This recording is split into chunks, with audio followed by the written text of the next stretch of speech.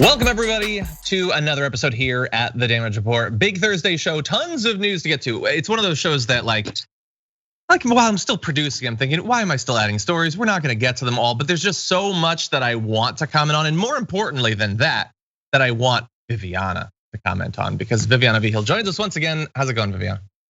I'm doing great. I'm staying at home, so I'm alive. Awesome. That's good to hear. I think I'm trying to remember, is this the first time you've been on since the election? Have we talked since the election? We did? Okay. No, yeah, okay, I was on right before the election. Yes. And you know what? I need to make a public apology, actually, because I was certain that we were going to be under Nazi rule for another term. And I have been scaring the hell out of people for 4 years. And so I want to make a public apology. I was wrong. And when I'm wrong, I say I'm wrong. And I'm super glad, and I'm shocked, and I have a little ounce of hope that actually people in this country care enough about an ounce of dignity. So thank you for everybody who put up with me, and I apologize to any of you that I might have scared. I was scared. I was just operating from fear. Don't worry. There's nothing I want more than for our darkest predictions to occasionally not come true, okay? Usually they're pretty much accurate, and that's disappointing. Sometimes things are far worse.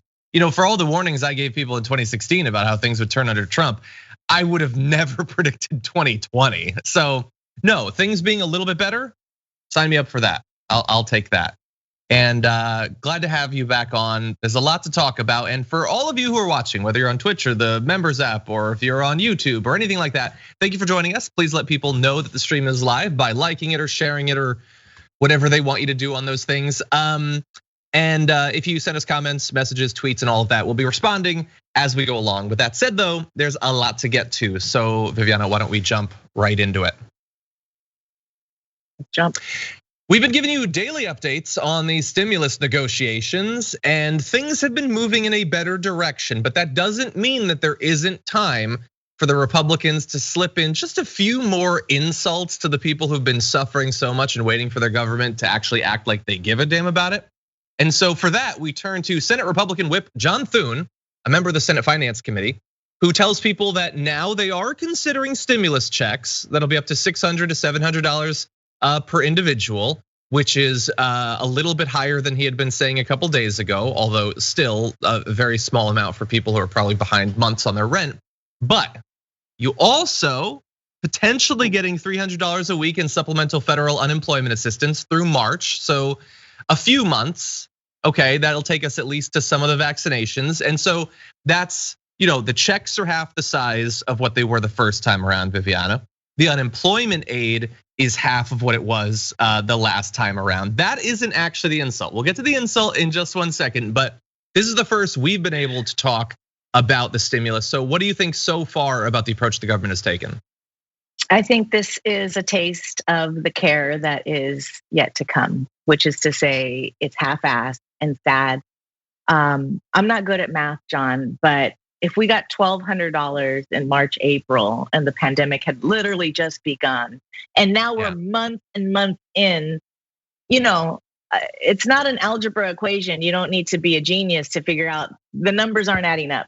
And I don't know one person that can really get by with an extra $600. I mean, it is boggling. We should have been getting $1,200 every month. I mean, the number of people that are suffering. Food banks across the country have lines and lines. People are not paying their rent.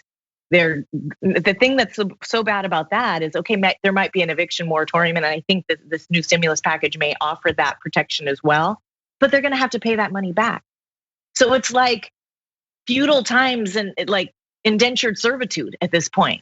You're gonna be in such debt. How can they expect the economy to recover? We are just now really getting into the real nasty part of this pandemic. So we have yet to see what's to come. And if this is what's they're offering. I mean, thank God we have people like Bernie Sanders and AOC at least fighting for the proletariat. Thank God, yeah. And this is what we're getting after that fighting. The initial offer was even more pathetic. With zero. Look, in theory, like them leaving us with nothing after the CARES Act for month after month after month after month, wouldn't have been as bad if they're like, okay, we're not gonna do anything for you, but we are gonna try to get the disease, the numbers of infections and deaths to go down. So we're gonna encourage lockdowns, we're gonna encourage masks and everything. But they didn't do that either. It was, we're not gonna give you the money. We're gonna pretend that stopping the lockdowns will stimulate the economy, but we're gonna do everything we can to spread the disease as much as possible. So a lot of people get sick and die, and that'll hurt the economy. So really, it's the worst of both worlds. You get no government aid, and you have a high chance of getting sick or dying. That's what they've given us so far. And now the most recent insult. So Senate Republican Whip John Thune said that there could be language in the deal aimed at addressing concerns that people who receive both enhanced unemployment benefits and stimulus checks would be getting a double benefit. Okay, you can't just say, and look, it's not, that full thing isn't a quote from John Thune. So whoever wrote this in the Hill is sort of saying it. Addressing concerns. Who has those concerns? That was literally not even a thing I was thinking about. And I haven't heard a lot of people like, we want a government aid, but we don't want too much of it. Help us, but not double. Those are not concerns that anyone has, except perhaps Senate Republican Whip John Thune. Yeah, I mean, those concerns are clearly not from the senator. Those concerns, I mean, from the people. Those concerns are from the senator. Those concerns are from the politicians.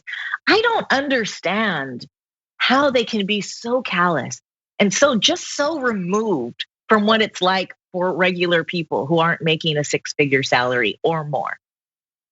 To say they're going to be getting double benefit. I mean, and some of this aid is coming in food stamps. Some of this, I mean, Medicare. It's really unconscionable to have people act like if people are benefiting so much when families are being decimated. People are sick in the hospital. Let's even take aside the over 300,000 people that have died. We have people that are ill, not even just hospitalized people who have COVID that are stuck at home and are still sick. I think Ellen DeGeneres just, not that she's an angel, but she has COVID. We don't want her to be ill, obviously, but she's a prominent person who just reported that she's having severe back pain. And she had some back problems years ago. So who knows all of the different things that are wrapped up in getting this illness? And we're just shrugging our shoulders. We have the senator just saying, we don't want them to get double benefits. And these are people barely scraping by. Yeah. It's callous, it's sad, and it's really disgusting. Yeah. Well, look, as we acknowledged earlier, as bad as this final deal looks like it's gonna be, the only reason it isn't worse is because we do have at least some people in government who took a stand earlier this week saying they weren't gonna support a bill that masqueraded as trying to help people out, but didn't actually provide direct benefits, the survival checks, the enhanced unemployment insurance, those sorts of things. I wanna show you one great example of that, which is Representative Ilhan Omar. Here she is talking about the state of the bill. It's really quite shameful that we find ourselves negotiating a deal with such a small amount of money when we know just how devastated the American people are across our country. Think about it. In March, we were able to send $1,200 checks to people and give them $600 in unemployment insurance benefits. And now we're talking about possibly sending a one-time check 8 months later of $600 and reducing that unemployment benefit to $300. That is after 8 months of complete devastation that so many people have faced economically. I mean, I can't even begin to tell you just how embarrassing, shamefully I feel to be a member of Congress fighting for the livelihoods of people across this country. This is one of the wealthiest nations in the world. And we are not embarrassed enough as leaders in our country to see so many people line up to act urgently and accordingly. Yeah. And so thankfully she was one of the progressives that helped to push for these, including people like, as Ro Khanna acknowledged on Twitter, Bernie Sanders has been pushing like from the very beginning of the pandemic for the aid that finally we're getting a sort of minor second dip of. And so thanks to them, but yeah, the idea that the aid is about in almost every way half what it was in the early part of the pandemic, but the deaths are higher now, the hospitalizations are higher now, the case numbers are higher now. So the pandemic's much worse, but the aid is half as much. That's amazing. But it tells you everything you need to know about the government and what they feel their obligation to us is.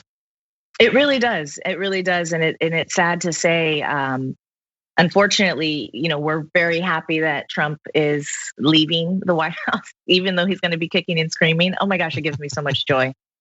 But we are in for essentially the Obama administration 3.0. And we're going to see, a lot of people praise a lot of Obama's, effect on the country, but there was a lot of negativity. He's a very centrist president, and Biden coming in also, he's really pandering to the right. And so we're going to see a lot of this. How disgusting that they weren't going to give anything. And then they're like, all right, here's a few coins. How Ebenezer Scrooge is that? Right during Hanukkah, right before Christmas. To be so greedy. These people could, why can't we just ask Jeff Bezos? Guess what, Jeff? You're giving everybody $1,200, okay? You're giving them all $1,200. You're not even gonna see the dent. They've already probably spent $500 with Amazon alone. So you're gonna give them $1,200 and that's gonna be the end of it. But that would be seen as some crazy communist thing in this country. But we're totally okay with having the government say, double benefits, unemployment. These are people who have worked, paid into unemployment. These are contributing members of this country, of our society. And we're gonna act like they don't deserve the money that they've put in already. We need to talk about a relatively new show called the Republic, or UNFTR. As a Young Turks fan, you already know that the government, the media, and corporations are constantly peddling lies that serve the interests of the rich and powerful. But now there's a podcast dedicated to unraveling those lies, debunking the conventional wisdom. In each episode of the Republic, or UNFTR, the host delves into a different historical episode or topic that's generally misunderstood or purposely obfuscated by the so-called powers that be, featuring in-depth research, razor-sharp commentary, and just the right amount of vulgarity. The UNFTR podcast takes a sledgehammer to what you thought you knew about some of the nation's most sacred historical cows. But don't just take my word for it. The New York Times described UNFTR as consistently compelling and educational, aiming to challenge conventional wisdom and upend the historical narratives that were taught in school. For as the great philosopher Yoda once put it, you must unlearn what you have learned. And that's true whether you're in Jedi training or you're uprooting and exposing all the propaganda and disinformation you've been fed over the course of your lifetime. So search for UNFTR in your podcast app today and get ready to get informed, angered, and entertained all at the same time.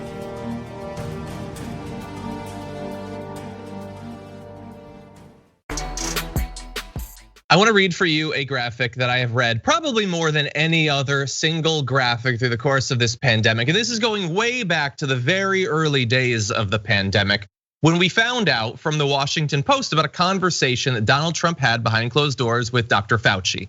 And it was when Trump asked a question, an amazing question that not nearly enough people spent nearly enough time thinking about or talking about. But he said, why don't we let this wash over the country? And he means, why don't we let everyone just get COVID? Multiple people confirmed that he asked this question. He apparently asked it repeatedly in the Oval Office. And Dr. Fauci was apparently confused by the term wash over because it's nonsensical and you just got to be constantly confused talking to Donald Trump. But once it was made clear what Trump meant, that just let everyone get the thing that we're all trying to stop people from getting, he said, Mr. President, many people would die. And we've known from very early on in this thing that just allowing everyone to get it would kill at least a couple of million people, which I consider to be an unacceptable loss, but I'm not in government. What do I know? And so ever since then, ever since the first time we talked about that Washington Post story, we have been charting the progress of the herd immunity strategy. The strategy being just let everyone get COVID, which isn't really a strategy, but that's what they call it. And it's become increasingly clear as they brought in people like Scott Atlas and Donald Trump started talking about herd mentality in speeches, that this was a thing that they gradually came to accept as the strategy they should pursue. But it turns out, behind closed doors, they had actually been pursuing it much earlier. And we're finding this out thanks in part to some memos that have now been revealed from as early as July 4th we have the then science advisor, Paul Alexander, wrote to his boss, Health and Human Services Assistant Secretary for Public Affairs, Michael Caputo, saying there is no other way. We need to establish herd, and it only comes about allowing the non-high risk groups expose themselves to the virus, period. They go on to say infants, kids, teens, young adults, young people, middle-aged with no conditions have zero to little risk, which we know is not true. So we use them to develop herd. We want them infected. And it gets even worse. On July 24th, said it may be that it will be best if we open up and flood the zone and let the kids and young folk get infected in order to get natural immunity, natural exposure.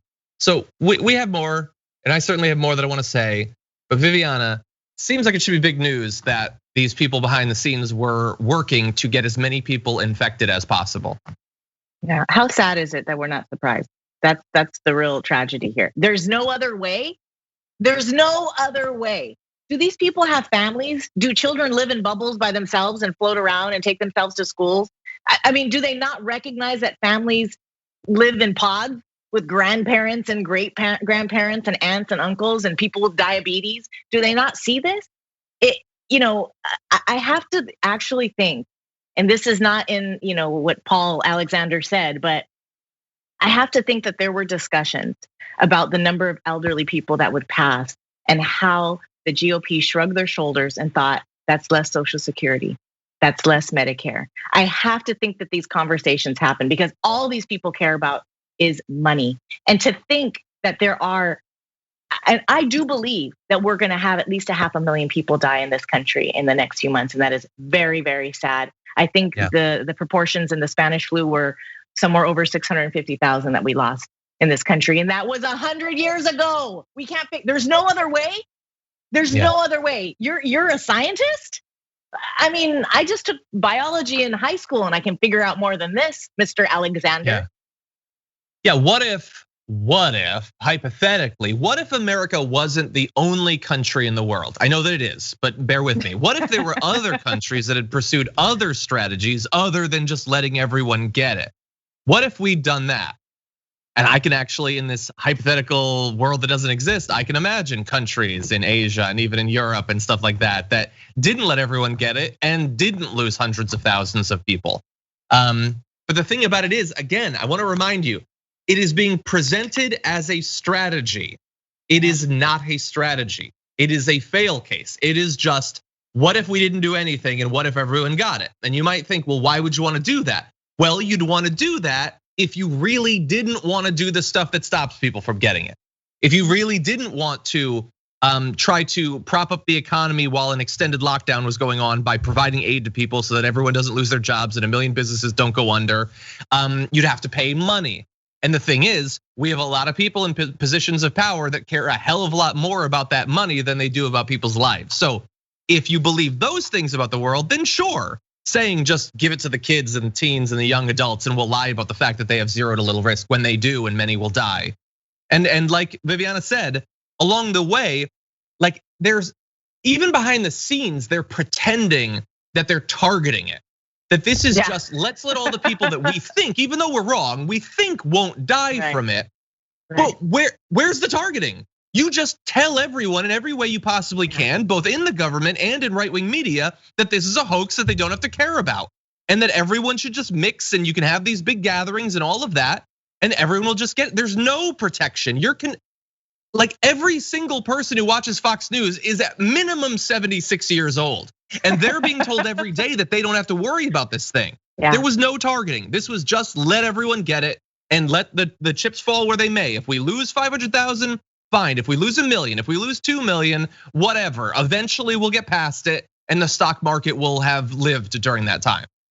I mean, do we expect more from a country that lets thousands die from cancer because they can't pay their bills or get the care that they need? Can we expect more from a country that lets kids not have insurance and get the care that they need? We do not pay for our sick here. We do not care about the health of the people in this country. The other countries that have put measures in place to prevent these massive deaths, they actually have socialized medicine. They actually recognize, whoa, this is gonna cost us a lot if we don't intervene. We don't care because we don't pay for it. We don't have a system that's in place that actually takes care of people. We have a system that exploits people and their illnesses. And in fact, goes further to make them ill with our food products and our pills and all these things that we're shoving down people's mouths. I'm sad to say I'm not surprised. And it is really, really horrible, the amount of people that have died, the amount of families who have been just devastated. Even if you're just ill and the breadwinner in the family can't work anymore. What about these kids? Who's gonna teach them? They're all learning from home. And who's gonna take care of these kids? They're not gonna die, maybe. We don't even know. We've had babies die, we've had young people die. So you're just gonna roll the dice because you can get flown to Walter Reed and you can get stem cells and et cetera, and enemas. I don't know what he got, but you can afford that. The rest of us can't. Yeah, and they have access to it in the first place. Where do they get these scientists? To things that we don't have. Yeah, and like if you're a Trump fan and you're watching this, like I get that you're immune to caring that they've lied to you, but like they told you for months, Trump, Pence, all of them, and the media and Fox News, they told you we can open up the schools, we can open up the economy, and it's okay, people won't get it. They did not say open up the schools because we want the kids to get sick so that we can develop herd immunity. They said the kids won't get it, but behind closed doors, like 6 months ago, they were saying open up the schools so that the kids will get it. When we don't know the long-term health impacts of having COVID, even on kids. We don't know that 10% of these kids aren't gonna have neurological problems later on, or they aren't gonna develop some sort of heart problems later on. They wanted your kids to get sick and they lied to you about it. How does that not bother you? Like there's supposed to be some sort of primal human thing where at all costs, protect your kids from harm. But they're lying to you. They lied to you month after month about the risk to your children, your future. And how many right wingers today are pissed off about this? How many are even hearing about it? Fox News ain't gonna talk about it. They sure aren't. And it's really, it's a sad state of affairs that you believe the conspiracy theories and you believe the lies that this president, self-serving president, has peddled to the American people. But there is a thing called herd immunity, but it isn't just let the virus run rampant. Herd immunity takes place once you start vaccinating people and you can reduce the severity of the illness. And then that person can have it but not die from it. And then everybody can start to be exposed to a minimal level through vaccination. And then therefore herd immunity through the country. It's very weird for a scientist to come through and pervert, is that the right word? Subvert what herd immunity means. And you see Dr. Fauci's head spinning during this whole thing. Where's Dr. Birx? Her face. When she doesn't like what she hears, poor thing. Exactly.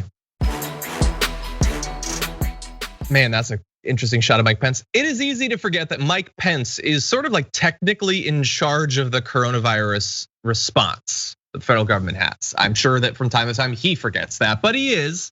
And he has ever so rarely popped up to give us an update on how it's going. And did you know that today is actually an anniversary, an important anniversary of one of those times that he actually came out of his hole in the ground? 6 months ago, he published an op-ed in the Wall Street Journal. And here it is. There isn't a coronavirus second wave, he said, the head of the coronavirus task force. That was insane then. But also, we knew looking ahead that especially because of the strategy that they were pursuing, encouraging people to get out there and get sick, that a lot more people were gonna get sick. So that was June 16th, okay? And in that, he closes his op-ed saying, the media has tried to scare the American people every step of the way, and these grim predictions of a second wave are no different. The truth is, whatever the media says, our whole of America approach has been a success. We've slowed the spread, we've cared for the most vulnerable, we've saved lives, and we've created a solid foundation for whatever challenges we may face in the future. That's a cause for celebration, not the media's fear mongering. And he's right, like with 6 months of context now, I really do have to apologize because I remember back then as now, I was doing like daily updates on how bad it was and how many people were getting sick. And we were showing you the way the media was misinforming people about the pandemic. And we should have realized at that point, June 16th, what did we lost? Maybe 100,000 people at that point, that it couldn't get any worse. And then it did, of course. We've lost hundreds of thousands of additional people. And on this 6-month anniversary, I wanted to give you one more update. COVID Tracking Project. This is yesterday's report from them. We had 3,400 deaths reported in one day. Almost 250,000 cases in one day, and well over 100,000 people who are currently hospitalized with COVID around the country. In a time that, call it whatever you want, but it clearly isn't a second wave, because that was just media fear mongering. There's a word in Spanish that it's sinvergüenza, and it means without shame. And for someone who claims to be a Christian and following a Christ-like life, he is shameless.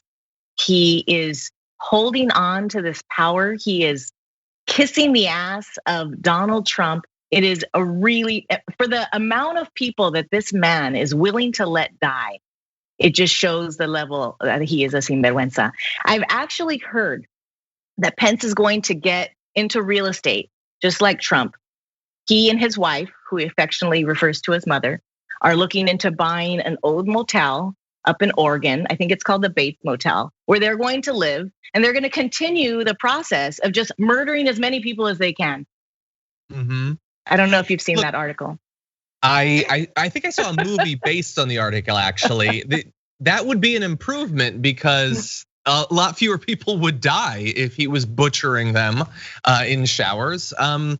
Yeah, and so look, he was wrong, and he was part of a government that at that point had already made a ton of wrong decisions and was misinforming people and was encouraging people to do the things that would get many people killed. And so it's one thing to be wrong. Like we've criticized, like members of the media for their terrible predictions about how this would go.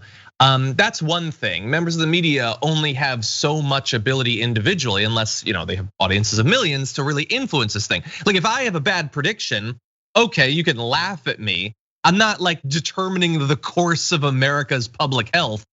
But Pence was in charge. He could have done something. And so this isn't just being wrong about what happened.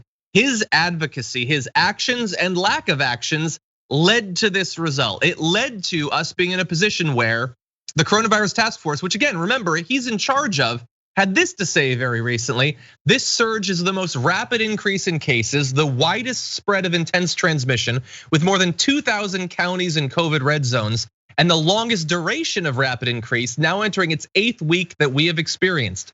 Despite the severity of the surge and the threat to the hospital systems, many state and local governments are not implementing the same mitigation policies that stem the tide of the summer surge that must happen now. And ask yourself, why are they not? Why is it that even though things today are worse than they've ever been in the pandemic, why are we doing far less than we had earlier? Well, you can chalk it up to Mike Pence and people like Mike Pence, who have scared people and governments into thinking that any sort of action is against the Constitution or it's anti-American or whatever. Or they're just afraid of being criticized by Donald Trump. They're afraid of being threatened by their constituents. There was a Republican mayor in Kansas who just stepped down this week from her position because she approved of mask mandates that the city council had passed. It wasn't even her that did it. She just approved of it. And she and her family experienced so many threats that she gave up her position as mayor. That is how you get to this position. It's not just wrong, it's causal. They led to this surge. And yet somehow, each of these deaths, it's nobody's fault. Another 100,000 people could and probably will die in the next couple of months, and it's nobody's fault. Nobody's going to jail. They've barely lost their jobs. That's the most accountability we have, is that Mike Pence is gonna have to go into real estate.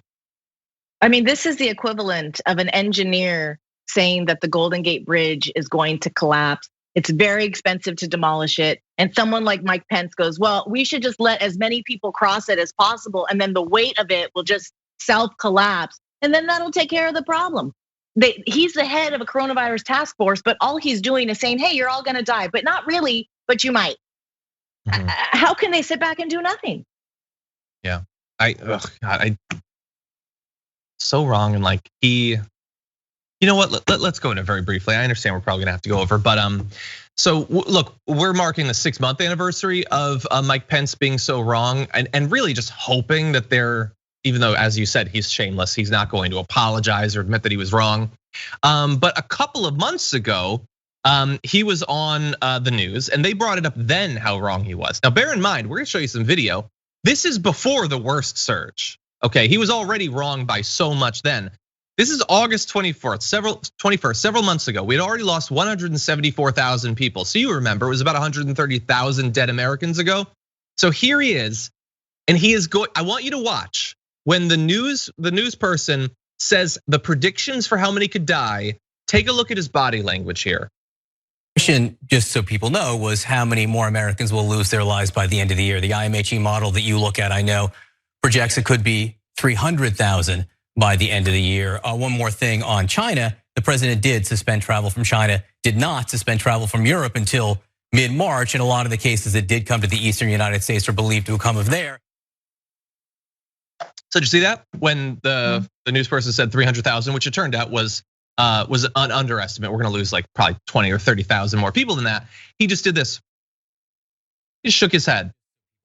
It's not that guy's prediction. It's not the news's prediction. That's what the scientists were saying. And what do you know? Turned out they were really right. This is like way before this most recent surge. And they apparently had figured it out. That's about how many have died. They were a bit off, a bit low. We've lost more, like 10% more than that. But he just shakes his head and he's wrong again. Wrong in June, wrong in July, wrong in August, but it doesn't matter. Because being wrong, even if it leads to thousands and thousands of people dying, there's no consequences. Our system has no consequences for getting thousands of people killed. It seems like an issue. Maybe we should look into that in the future. No accountability. I noticed one of your viewers commented that this is fear propaganda, is talking about wearing masks and talking about thousands of people in the country dying every single day. These are called facts, people. They're not. It's not fear propaganda.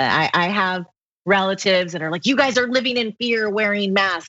I wear shoes, okay? I'm not living in fear of stepping on a tack out in the road or a piece of glass. I'm just being proactive and I'm putting shoes on my feet so that I don't get a jagged piece of metal and get tetanus shoved in my foot.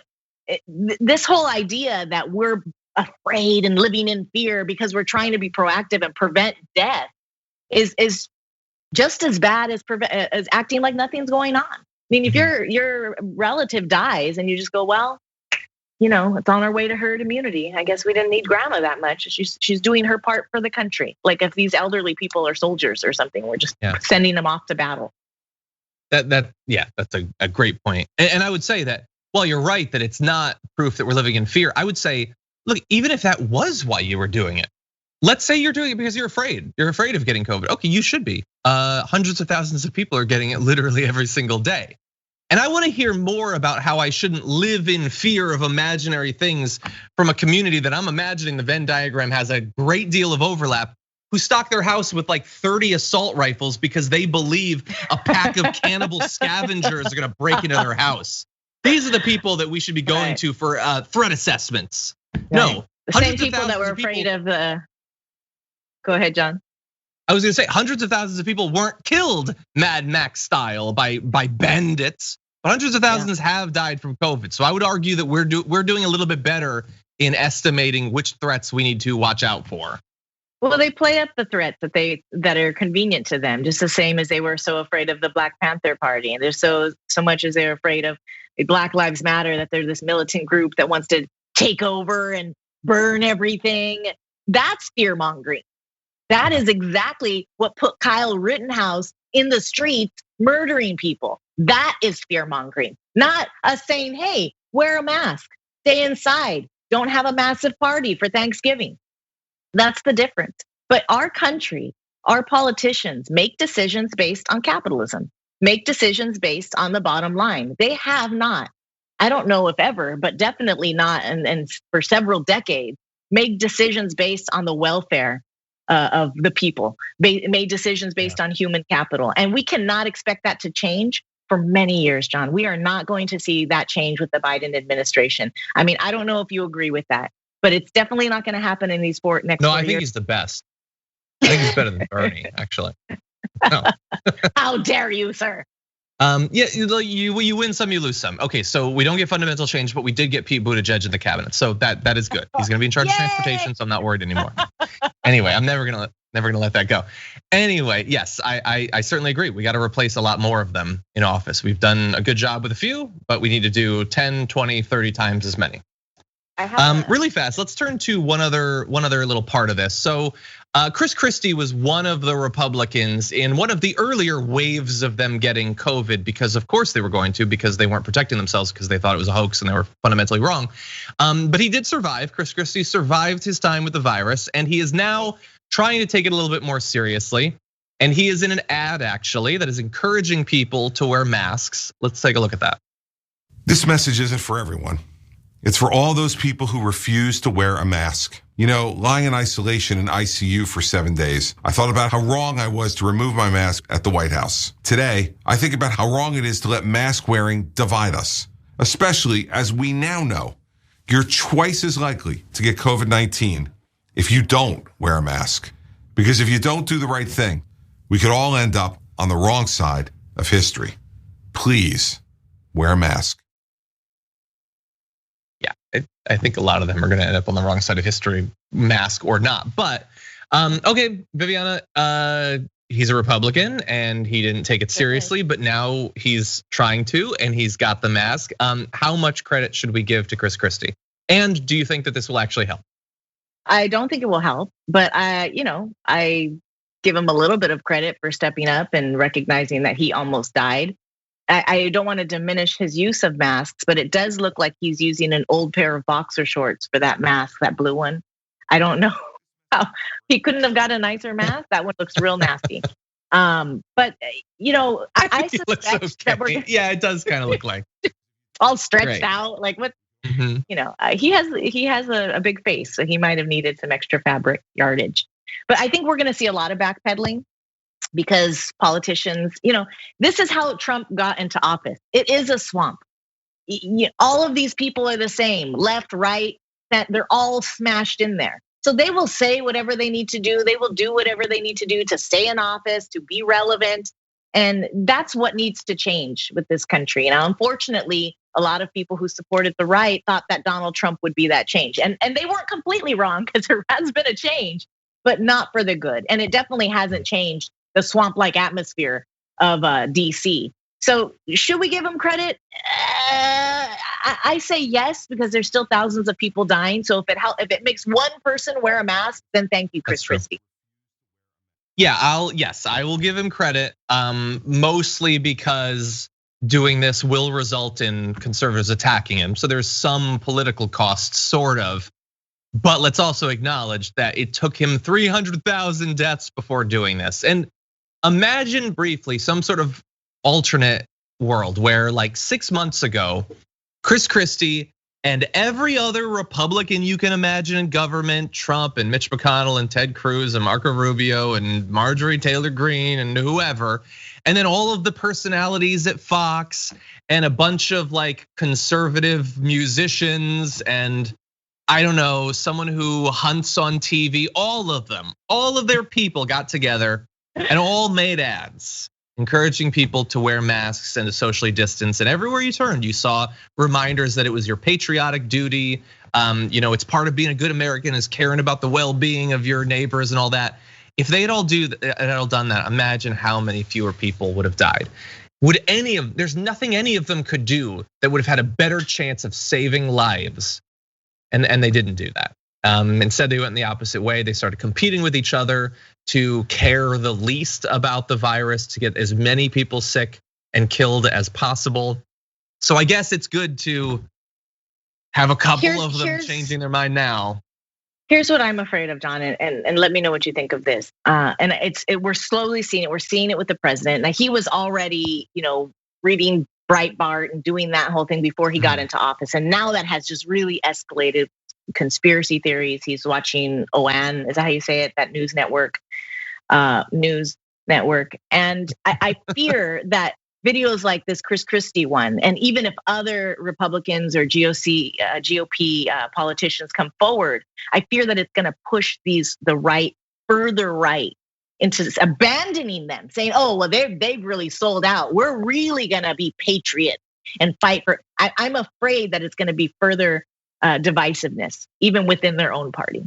Yeah, I think that there's a good chance. Well, that's sort of why I was saying I give them a little bit of credit because of the potential costs. Like, they're far more likely to jettison any one of these people for going against the narrative. Like, maybe Trump at this point, maybe Trump and a couple of people at Fox News changing on this could actually get through to them, but they're not gonna do that because they're doing, the grift is going very well for them.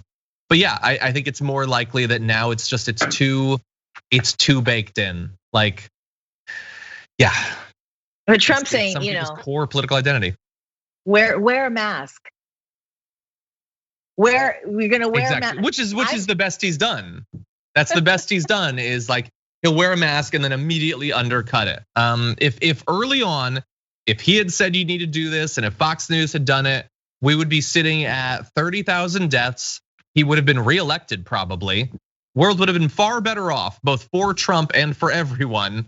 Aside from 4 more years of him. He blew his chance. He could have really done a minimal job, a half-assed job to try to get a hold of this pandemic. And the fact that and that CNN anchor did call Pence out on this, about saying that he did the ban in China and Biden said it was racist. Well, it was, because you had Europe wide open. So yeah, it is racist to just say only the Chinese can't come. Like, if this is some weird world where you only live in a little bubble in your country. So they totally disregard other facts. They read the statistics the way they want. But if we had united as a country and just said, we're gonna wear masks, there still could be these little arguments about herd immunity and all of these things that have gone on. But we could have really protected a lot of the country. And it is really sad that we're just in the middle of it right now. We don't even know what's really gonna happen, not just with thousands and thousands more dying, but economically at the other end of this. I mean, it's gonna be pretty bad.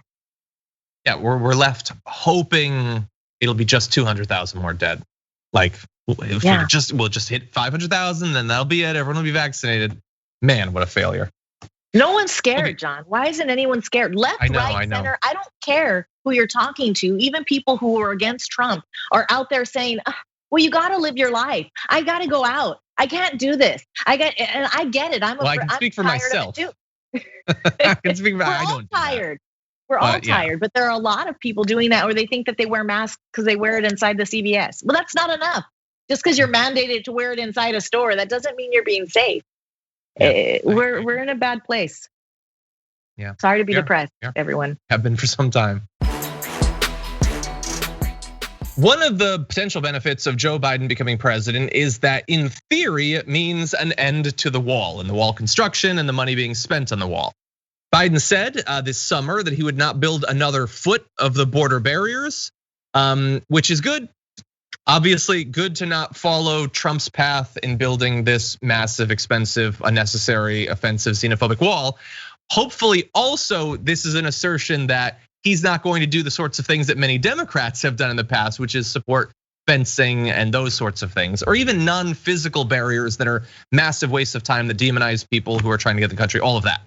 But anyway, if he does this, what could some of the economic benefits be? Well, the US government would apparently save about $2.6 billion if he immediately halts construction on the border wall on his first day. This is according to the US Army Corps of Engineers. I'm sure the right is going to love demonizing that organization now that they've said that a lot of money could be saved. As of right now, to give you an update, the Trump administration has been able to complete 738 miles of border wall.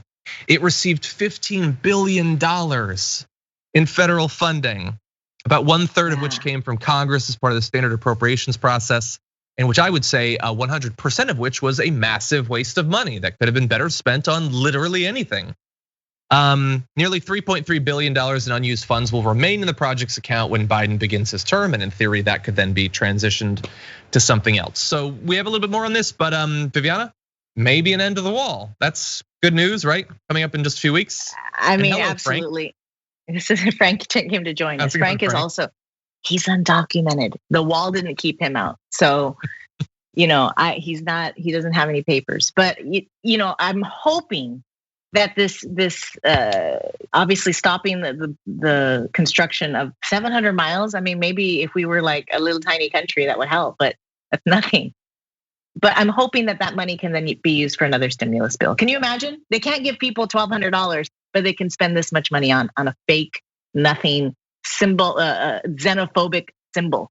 I mean, it's just really, it's something that I'm hoping. I don't have a lot of hopes for Biden's administration, but I'm hoping that this money will be put to good use. And also the people who have supported the wall bill, building the wall. I mean, haven't they already been humiliated enough just throwing money at people that are buying yachts? I mean, Trump, and I know you've talked about this a lot on the show, Trump asking people for money just to put it in his own pocket, and they're still doing it. They don't care. They really think that they're standing up for what's right in this country. And I'm hoping that not only will the symbol, just like the Berlin Wall going down, will this symbol go down, but we also could really put that money to good use. I mean, and I think a lot of that money should be to use to help the asylum seekers that were really hurt during this time with Trump being in office. So many people suffering, so many children pulled away from their families, now lost. We don't even know where they are. That money could be put to good use, and I really cross my fingers that it is going to be. But we'll be finding out soon in the next few months. Yeah, hopefully. This is it seems like a slam dunk. It'd be very easy for him to change. He could do it unilaterally. That doesn't necessarily mean that it's definitely going to be done, or it's definitely going to be done promptly, or that it isn't going to be replaced by them approving of some sort of immigration reform bill later on in the Biden administration that further demonizes people who are just trying to flee violence and those sorts of things. So we do have to be on our guard for this, but not wasting yet more billions of dollars on this seems like a good thing. Whether that money is repurposed to help out the asylum seekers or immediately thrown into loan forgiveness for dreamers, I could think of a lot of different things that you could use several $billion for, all of which would be better than building a big stupid wall. Yeah. So can the oil money takers and the farm money takers in Biden's administration. They can think of a lot to do with that money too. Exactly, probably. Really fast, I'm gonna jump ahead slightly, but I wanna let you know that construction crews along the border have been working round the clock in multiple locations to build the barriers as fast as possible before Biden takes office. No, but that's weird, because he's not gonna take office because they stole the election and the storm is coming. So if you're hammering faster, isn't that an acknowledgement that Trump lost? Anyway, that's just like Caitlin McEnany going up there and she does double talk every time. Like, oh, well, we're fighting it, but there's gonna be this and then this. They can't make up their mind. It's really, they know he's not gonna be in office. It's really just meant so that people continue to have to doubt in the democratic process and really have doubt in this country, and it's working. Yeah. And to be fair, the people who are working, even the people who own these construction companies, I have no idea if they're conservative. I'm sure they just want to soak up as much of those contracts as possible before they're tapped out. It could be economic, but yeah, exactly. Anyway, by the way, just a little update in terms of like if all the other arguments that we've made against the wall haven't gotten through to you, if you're maybe conservative and you're watching this, or maybe you're the centrist or on the left, but you have a different view of immigration or whatever. I'm gonna jump to the last graphic. Undocumented migration has increased significantly during the years that Trump has spent heavily on the wall. Despite the completion of more than 400 miles of new fencing, border authorities made more than 70,000 detentions in October and November, the highest totals for those 2 months in more than a decade. So it appears that building this also doesn't accomplish the stated goal, which is to stop people from crossing over. Yeah. And who could have predicted that except all the people that did? Yeah. We knew that, yeah. Okay, now that said, let's talk a little bit more about the area down near the border. We're gonna talk about Texas. Oh my God, wait, I'm hearing that Jordan is in the Twitch chat. Yeah, I can't wait to watch. Going on in our chat. Exactly, should be a lot of fun. Can't wait for that. I know people are really anticipating it. Okay, we're slightly over, but we're gonna do one more story really fast because this is just amazing. Right. I read this article in Texas Monthly that just blew my mind. And it was basically a summing up of the experiences that a number of different wedding photographers are having down in Texas during the pandemic. And the I'll say callous, even though my heart really says evil way that they're treated by the people they're working for. I want to give you a couple of excerpts from it, but you should definitely go to Texas Monthly and read this because there's a lot more where this came from. But they say that one wedding photographer had already spent about an hour or two inside with unmasked wedding party when one of the bridesmaids approached her, and the woman thanked her for still showing up, considering, quote, everything that's going on with the groom, which in theory could mean a lot of things right prior to a wedding, but in this case, it was COVID related. When the photographer asked what she meant by that, the bridesmaid said that the groom had tested positive for the coronavirus the day before. The photographer says she was looking for me to be like, oh, that's crazy, like I was going to agree with her that it was fine. So I was like, what are you talking about? And she was like, oh, no, don't freak out. He doesn't have symptoms, he's fine. Which is good, because if we've learned anything through the pandemic, it's that people without symptoms can't spread it. Wait, that's not true. That's not how that works at all. But apparently they thought so. And she recalls one bridesmaid telling her, I'm a teacher, I have 14 students. If I'm willing to risk it, why aren't you? Which is an amazing thing to say. That deserves a therapy session all by itself. Another said eventually everybody was gonna get COVID, so what was the big deal? Which is sort of a self-fulfilling prophecy. Yes, if you act like this, probably most people will get COVID at some point. But anyway, Viviana, we've got more. I cannot believe that this is not like from March. These are the way people are treating photographers at these weddings all throughout the summer and early fall. I guess everything's bigger in Texas, even ignorance. I don't know. And let me say this, if you're a teacher who has 14 students, for sure, you're a private school teacher, and most likely you're a Christian private school teacher, and you don't even need a degree for that. So I'm just saying that's not a very good excuse. And I'm thinking maybe this is the new trend in COVID times. When you have a wedding, instead of catching the bouquet, you catch COVID. Hey everybody, here comes you gather everybody in a group and then you sneeze into the group. Groom throws the garter, coughs on it, and then lets it rip. Oh God. Exactly. Honestly, I don't even know why this photographer was even at this wedding indoors. If she was cautious, she should have not done that. To survive, I assume. People are doing what they have to do. It's really sad. Well, I want to give you a little bit more from that photographer's experience. She recalled one conversation from that wedding before she left the reception. I have children, she told a bridesmaid. What if my children die? The bridesmaid responded, I understand, but this is her wedding day. Who cares? I don't know what the correct response is to that. There have been lawsuits. Non-verbal, probably physical.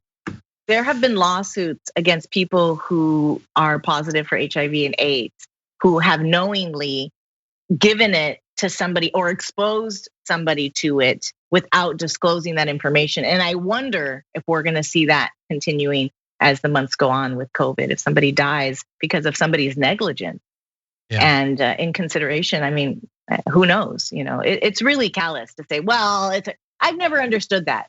People who have that's the most important day of your life. How sad. Like that's, that you'd be willing to let people die?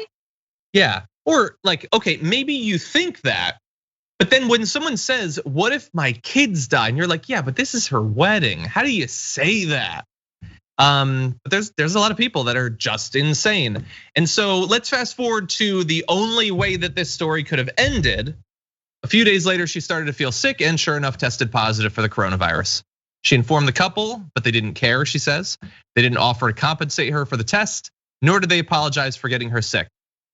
Like they didn't want to pay for the test. They didn't even say, I'm sorry I got you infected with COVID. We live in a world of, we think that there's something fundamental that connects all of us, but it has broken down along the way. And I have no idea if that couple and the party was filled with Trump fans. I don't know for sure that's the case. I mean, it's Texas, there's a good chance, but just there are people who there's so much ignorance and misinformation that's been flowing around, and so many reasons for people who just want to pretend that it's not serious. It's excuses being given to them to do that. And this is what it looks like.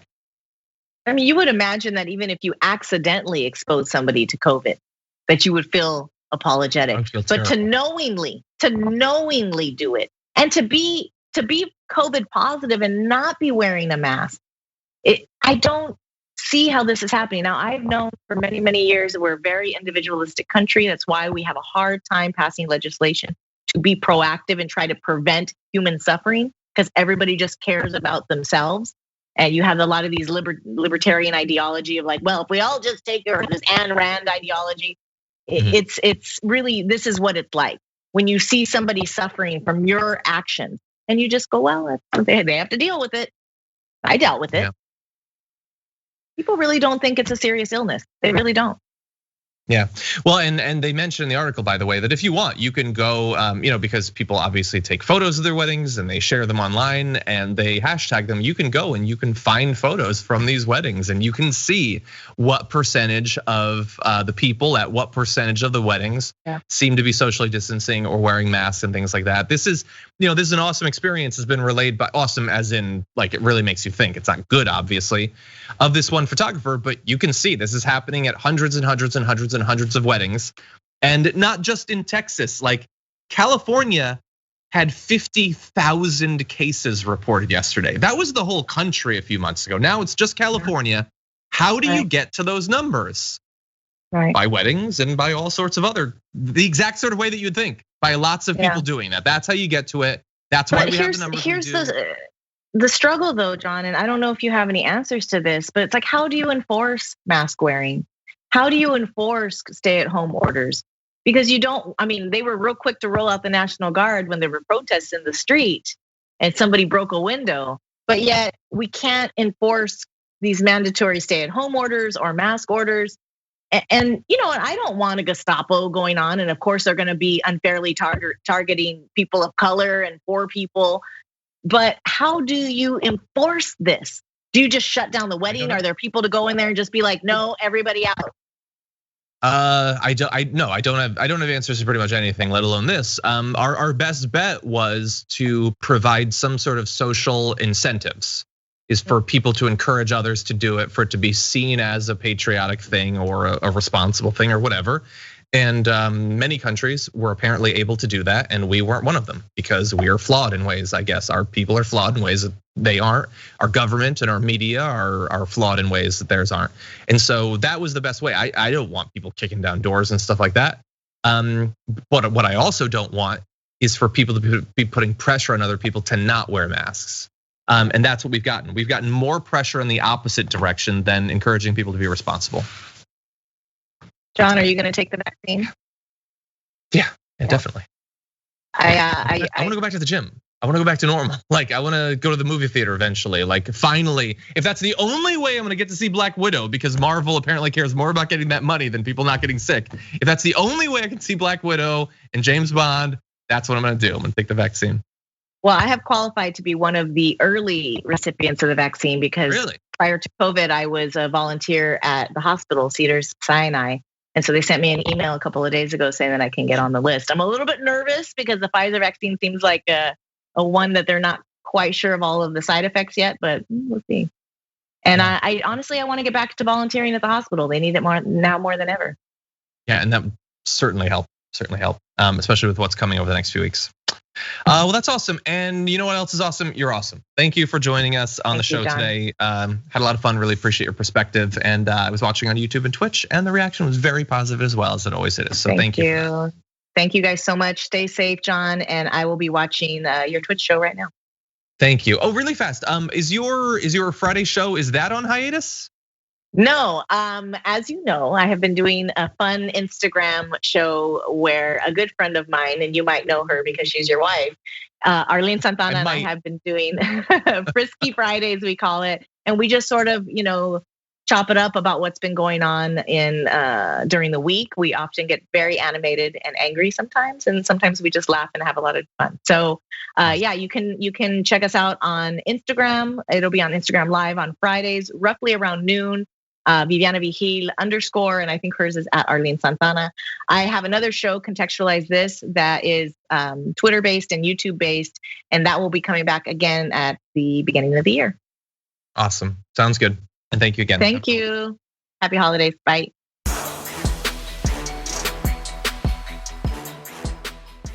Thanks for listening to the full episode of The Damage Report. Support our work, listen ad-free, access members-only bonus content, and more by subscribing to Apple Podcasts at apple.co/TYT. I'm your host, John Darola. I'll see you soon.